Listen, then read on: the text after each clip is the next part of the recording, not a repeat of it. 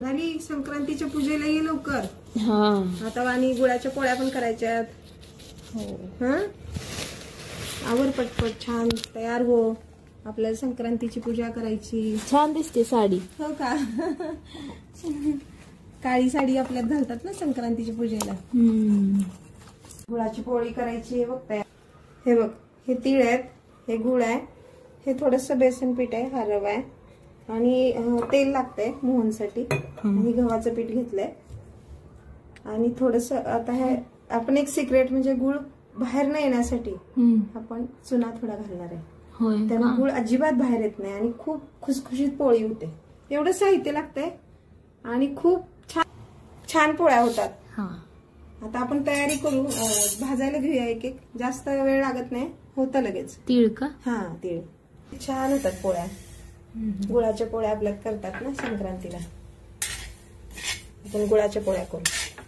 गुळाच्या पोळ्या, मसाले भात, बटाटा भजी असा मेनू असतो. एक कोशिंबीर, पापड वगैरे तळला तरी. आता आपण तोपर्यंत हे पीठ तयार करून घ्यायचंय.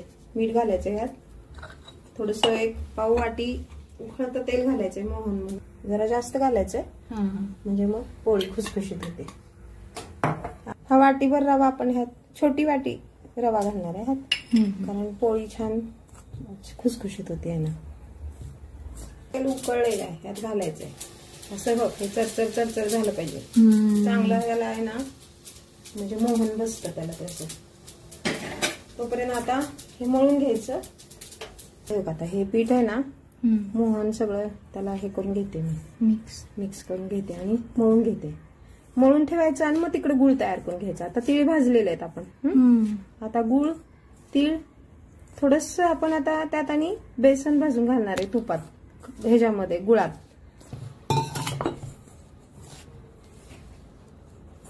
हे पीठ मळून घेऊया. हे म्हणाले पीठ मळून झालं आता हे. आता हे झाकून ठेवायचं जरा. तोपर्यंत गुळ तयार करायचा. तो कसा करायचा ते दाखवते आता. बघ आता हे एक वाटी तीळ आहेत ना, हे थोडे मी बारीक करायला घेतलेत. आता त्यात हा गुळ पण लगेच घालणार आहे. त्याच्यानंतर आपण त्यात वेलची पूड घालायची. काय करायचं आता हे थोडं बेसन आपण भाजून घालणार आहे बरं का पोळीमध्ये. अजून छान खमंग पोळी लागते आणि चव चांगली येते. हिला थोडस साहित्य लागतं पण चविष्ट होतात ह्या पोळ्या आणि खूप खायला आवडतात सगळ्यांना. महिनाभर असतात ह्या पोळ्या. आपल्याकडे तर सप्तमीपर्यंत पोळ्या करतात. गुळाच्या पोळ्या, कोणी कांदा भजी, बटाटा भजी, फ्लावर भजी, सगळे वेगवेगळ्या प्रकारच्या भजी करायचे. मसाले भात करायचे. त्यात हे बेसन घालणार आहे थोडस. त्यातच आपण हे तुपावर भाजलं का बेसन. बघ ह्यात एक वाटी तीळ, एक वाटी गूळ, एक 3 चमचे बेसन पीठ आहे, एक चमचा तुपावरती भाजले आणि आपण हा थोडासा चुना घालणार आहे. चुन्यामध्ये कॅल्शियम असते त्यामुळे खायला हरकत नाही, चालतो आणि गुळ फुटत नाही, बाहेर येत नाही, म्हणून चुना वापरतात. पहिल्यापासून आपण गुळाच्या पोळीमध्ये चुना वापरतो. ही वेलची पूड घातली आहे. आता हा गुळाचा आपण चांगलं मिक्स करून गोळा बनवायचा आणि पोळ्या लाटायच्या. मस्त आहे की नाही गुळाची पोळी. तुला आवडते का?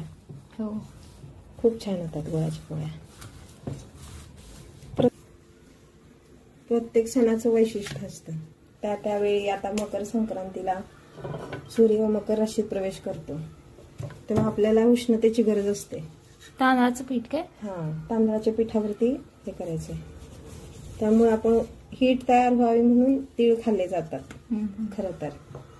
आणि संक्रांत ही सगळ्या सुवासिनींसाठी खूप चांगला दिवस असतो. म्हणजे की सौभाग्य वाढण्यासाठी, घरात सुख समृद्धी, संपत्ती संतती यासाठी ती सुवासिनी हे करते, मागत असते त्या संक्रांतीसाठी. ते सगळे सणवार करून घरामध्ये गोडधोड नैवेद्य करतात, आनंद साजरा करतात, पतंग उडवतात. खूप छान हा सण असतो. नवीन नवीन साड्या दागिने खूप घालायला मिळतात बायकांना. त्यामुळे बायका सगळ्या अगदी संक्रांत आली की त्यांची धावपळ चालू होते. आज तू कोणती साडी नेसणार, सगळ्यांचे एकमेकीचं चालू असते. हे आपण तांदळाच्या पिठावरती लाटणार आहेत. हे बघ.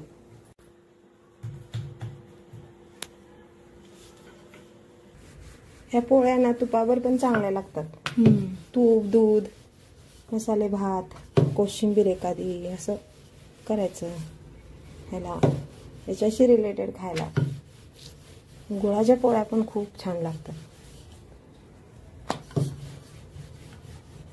मस्त. आता हा शेवटपर्यंत आतमध्ये जातो, पसरतो, बाहेर येत नाही बिलकुल. चांगल्या हातात पोळ्या.